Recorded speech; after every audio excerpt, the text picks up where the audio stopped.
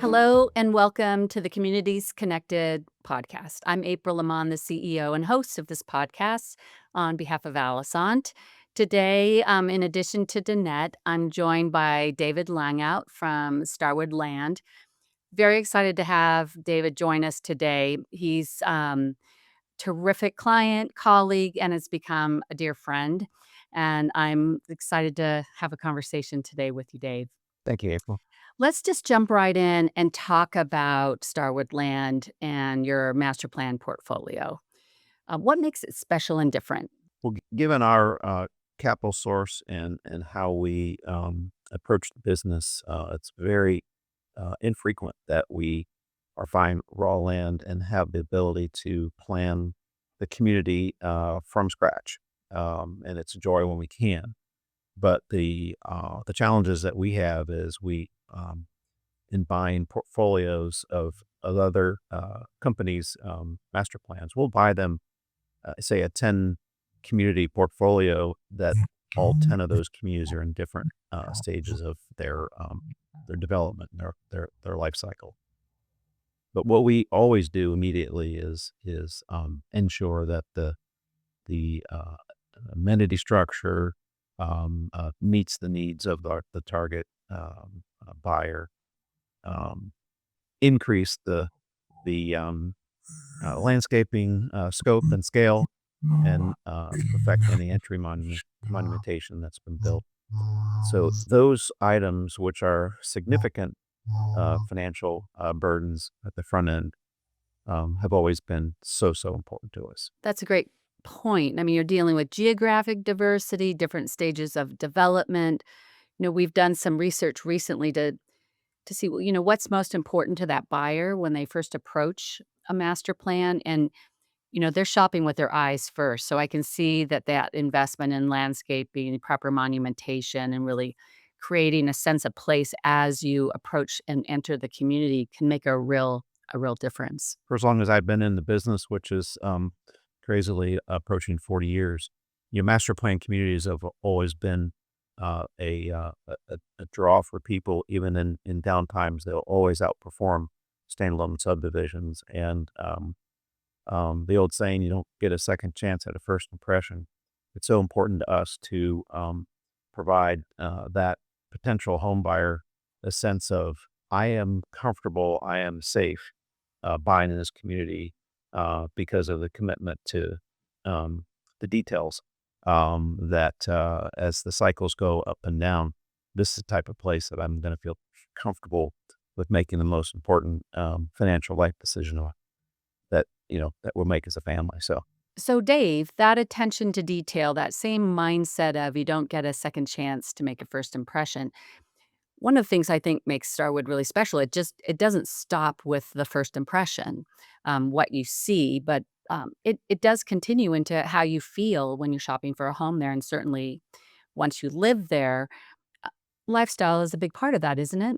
It is, and our commitment to that is in those communities that we know are a bit of move up. People are paying a little bit more for their home, for the atmosphere. There are communities that we're in that are um, completely on the affordable end of the Mhm. profile, and HOA fees matter. And but for the most part, what we want to do is create what very few other master plan developers are doing today, and that's to create a welcome center to catch that buyer before they've even gone to look at a home builder's model offerings, and make sure we're capturing that person and conveying one thing and one thing only: what will it be like to live in this community?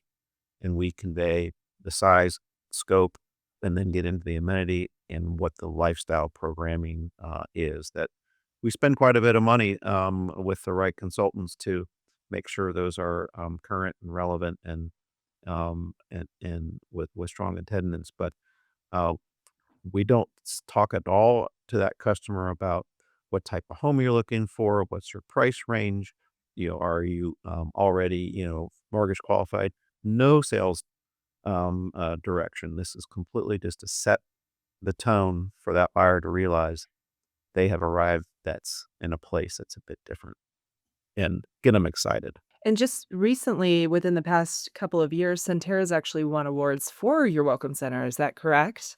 Yes, it did. Yeah, and it's based on the lifestyle and not selling, so that's definitely something that, differentiates you all and how you sell at your communities, I would imagine. Yeah, I like to think that that award not didn't come from, the, superior design qualities and how you feel you walk in, but actually the, intent of it and the execution, of the strategy. That's a great point. So when I look at Sunterra, for example, it's won lots of awards.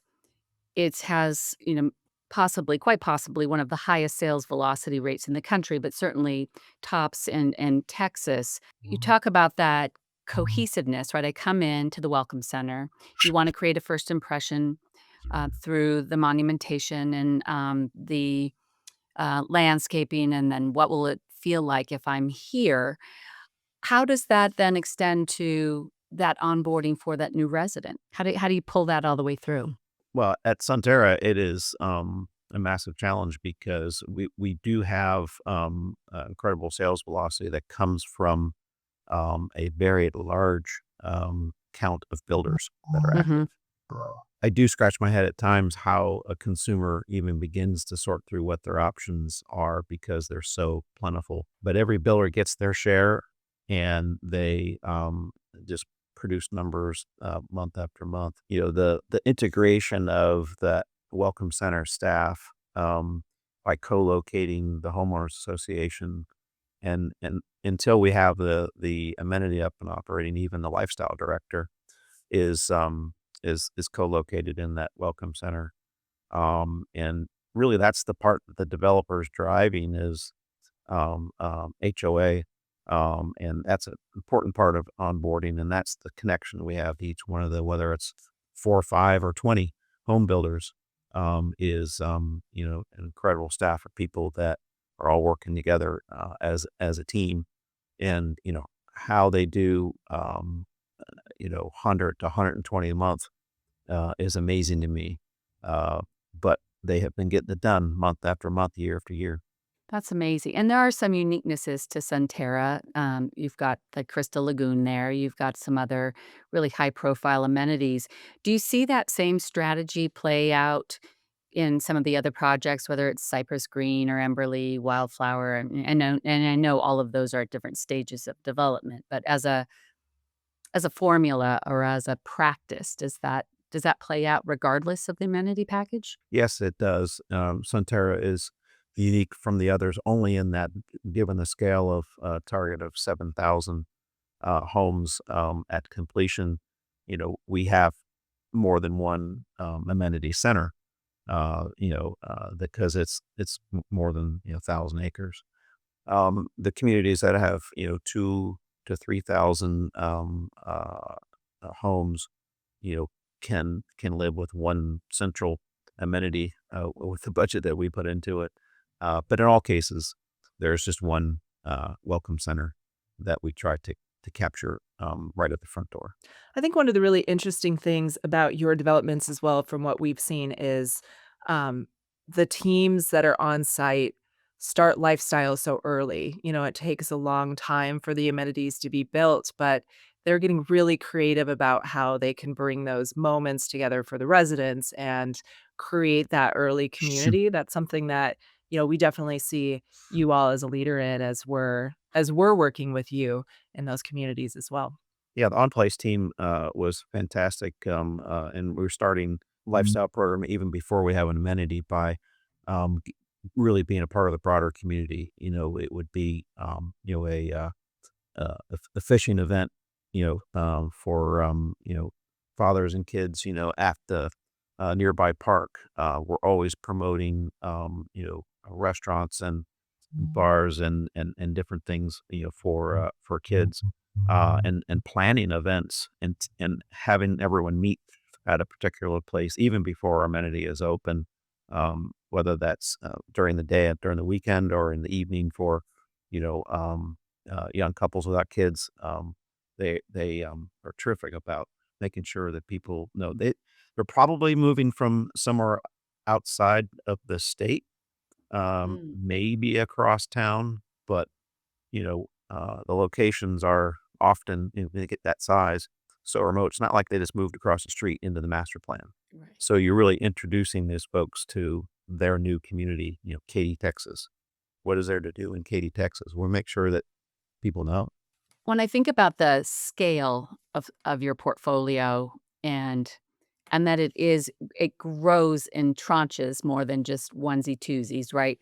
That has to put special kinds of demands on you and your team. Could you talk a little bit about how you, as a team, how you work at Starwood and some of your philosophies around tackling these big tranches of projects? Well, with our central operation in Lakewood Ranch in Florida, and 2025 of our communities in Texas, primarily Houston and Dallas. And we've built teams in those locations that are operational. The discipline that we have, not only do the 3, 4, 5 key people here in Florida, travel out to get our eyes on the sites constantly, but Mhm. we are in the end a financial company, and we deliver for our capital partners. But we need to know there's so many moving parts. We always need to know what's happening and not only trust, but trust and verify. We have very, very detailed plans. We call them forecasts, and they are managed daily, weekly, monthly. I've worked for companies that have twice a year business plan updates, maybe annual. How a development contract is being funded out, the timing of the start and completion of the amenity construction, the timing of the contractual lot purchase, commitments that are in place. We're in constant communication with those folks in the field, so that forecast is a living, accurate representation of what's going on. There's no way that we could just say, "Well, just go do the best you can and let us know at the end of the year how you did." It's not going to work. Now, No. that discipline has been a part of this company since its beginnings. That's a great word for it, and that discipline. I also see through my own eyes at Alisant and with, Monica working so close with them at On Place, it also feels like we're part of that highly disciplined team, and Absolutely. that's, I think, really something important to talk about. A lot of times we see the people we work with as vendors, and sometimes we see them other times it's, really a partnership. Can you talk about your philosophy on that? Well, when we find the consultants and contractors and folks that help us get it done, and we see it being done right, we make sure they're on it as, you know, every project we have, and lifestyle, HOA management, engineers. We obviously, as I said before, with buying portfolios of communities started by others, we often inherit an engineering firm that we can size up in about 30 days, whether they can meet our demands or not. Uh-huh. Um, we um, we like having the same team of consultants wherever we go, so that we have that consistency. One of the things that results from I'll just share my experience on that is that the expectations are really clear regardless of which project it is, and the vocabulary and the shorthand and the how we work together to achieve these high expectations kinda becomes grooved in to our organization 'cause you're so clear about your expectations and involve us as a partner towards achieving an outcome as opposed to, "Hey, you do this task and someone over there does that task," and like you said, hopefully it all knits together at the end of the day, but that is something I think that's really special and unique about your culture. people learn from us because I'm learning from others all the time. I had no idea that that that this could be my fob to get into the pool. I didn't know that until I met April. Well, and people use it a lot, so it is not I guess all of this is to say how much I appreciate on behalf of everyone at Alisant, the trust and the expectations that are set for us to deliver on our piece of the technology, which is just one piece of, like you said, of a big ecosystem. Yeah. But I feel really grateful to be part of that inner circle with Starwood Land. Kudos to Alisant. You maybe it was leading question you asked on how do you make it seamless from the beginning across the disciplines, and the use of your app really is fully supported by that welcome center that we can give folks access to the app. That it's a you know you can view what's happening. Obviously, you don't have any credentials, but we encourage a prospect to go ahead and download that app so they can get a taste of it'll list, the activities that they can do, and it leads them also to the builders and the builder's website. It gives them a map to where the models are located. So um, the tools that you provide, have been integrated into how we want to capture that prospect at the beginning of the process. It takes a village. It takes a village. And then sometimes we find challenges. I mean, to be honest, I'm thinking about the lagoon and how to make sure the Goodness. right people are in the lagoon and obviously it's a highly attractive amenity for people that beyond the perimeter of your community. And so sometimes it's like, let's roll up our sleeves together and figure out a solution. And we love rising to that occasion as well. Yeah, it was, highly anticipated, only briefly delayed, honestly, from our first communication with the community in the winter of 21 or 22. We bought the asset in December of 21, and, we went ahead and had an event for the few hundred folks that were in place. And we told them at the outset that they're gonna get their lagoon, Memorial Day weekend of '24, and they gasped because, of course, they were promised to be done at the end of '22, so, but we delivered it, and we Mhm. opened it, and people wanted in whether they were allowed in or not, didn't they, April?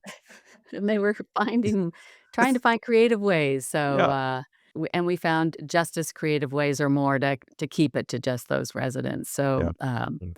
thanks for working together on that solution. Did you happen to see the CBS, morning show, feature on lagoons that took place there at the Centera Lagoon? No, tell me about it. Oh, I'm sure you can find that on YouTube, but, CBS Sunday Morning also has a Saturday morning program, and Uh-huh. they did a very good segment, featuring Crystal Lagoons broadly, but Mhm. 80% of it, took place with a Sunterra family, and I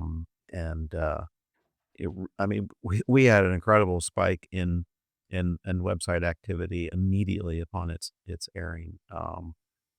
It was That's very well done. We were that's proud of it. amazing. That's that's that's tough advertising to buy. Correct, So, correct. that's great that you got a nice lift from that.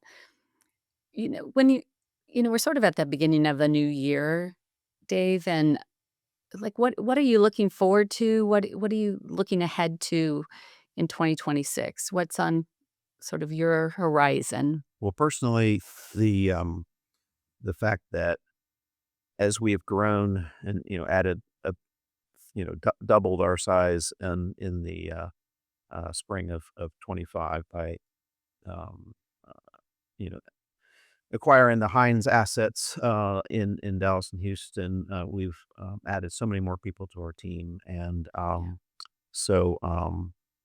my tasks are on the difficult projects, the ones that are a little bit outside. We have one massive project in Austin, nowhere near the knowledge base of the Houston and Dallas team. So I get to go, work on that, and I'm feeling like it's the the early days of Sunterra. I'm getting excited for that. So, and kind of a role player, a utility infielder. You need me to play shortstop, you need me to play catcher. Um, so our one project in Florida in Tampa, and the Austin project are going to be my focus in between trying to find the next $800 million deal. The next one. You're ready for the next one. Ready, ready. Ready. Always ready. Born ready. Well, it sounds like you'll be doing a lot of player coach role, in terms of particularly on those projects of I can think of no one better to leverage that Sunterra experience coming in when you came in and the scale of that project. And, I'm sure, a couple of scrape knuckles and knees along the way to make sure we can avoid that in the future, Right. right?